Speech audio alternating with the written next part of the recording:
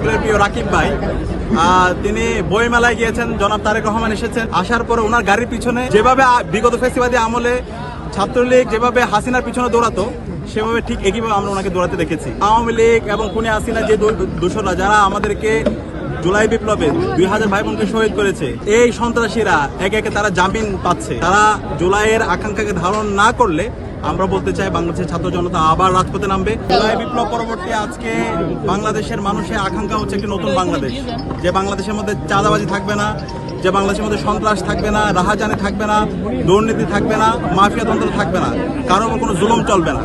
তো সেই বাংলাদেশ দেখার জন্য সবাই মুখিয়ে আছে। আজকে নির্বাচন পরবর্তী আমরা আশা করেছিলাম এই নতুন বাংলাদেশে সেই নতুন রাজনীতি আমরা দেখতে পাবো, কিন্তু আজকে আমরা দেখতে পাচ্ছি যে দল ক্ষমতা এসেছে সে দল বিভিন্ন জায়গায় তার নেতাকর্মীরা সে আগের কায়দায় হাসিনা যে রাজনীতি রেখে গিয়েছিল সেই রাজনীতি আমরা দেখতে পাচ্ছি, সেই রাজনীতি দেখতে পাচ্ছি, সেই ভয় ভীতির রাজনীতি দেখতে পাচ্ছি। এবং আমরা আশা করেছিলাম ছাত্র রাজনীতির আমূল পরিবর্তন হবে, কিন্তু যে ছাত্রলীগের যে রাজনীতি সেই রাজনীতি আমরা দেখতে পাচ্ছি।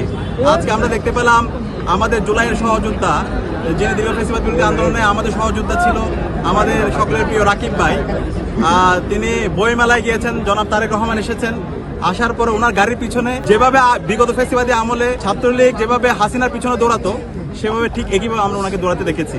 তো আমরা এই ধরনের রাজনীতি দেখতে চাই না, এটা পুরো ছাত্র সমাজকে অনেক বেশি লজ্জিত করে এই ধরনের রাজনীতি। আমরা আশা করব নতুন ধারার রাজনীতি আপনারা করেন, শিক্ষার্থীরা যে রাজনীতি চায় সে আলোকে রাজনীতি করেন, তাহলে আপনাদেরকে নতুন বাংলাদেশ সবাই গ্রহণ করবে। কিন্তু এর বাইরে গিয়ে যদি সেই ফ্যাসিবাদী রাজনীতি করতে চান, তাহলে বাংলাদেশের ছাত্র জনতা আপনাদের রাজনীতি গ্রহণ করবে না।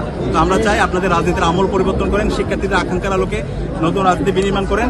একই সাথে আমরা খুবই শঙ্কিত হচ্ছি, আমরা আশা করেছিলাম যে দল ক্ষমতা এসেছে তারা জুলাইয়ের আকাঙ্ক্ষাকে ধারণ করে নতুন বাংলাদেশ বিনির্মাণ করবে, কিন্তু আমরা দেখতে পাচ্ছি ওই দল ক্ষমতা আসার পরে একে একে সারা দেশে আওয়ামী লীগের অফিস খুলছে।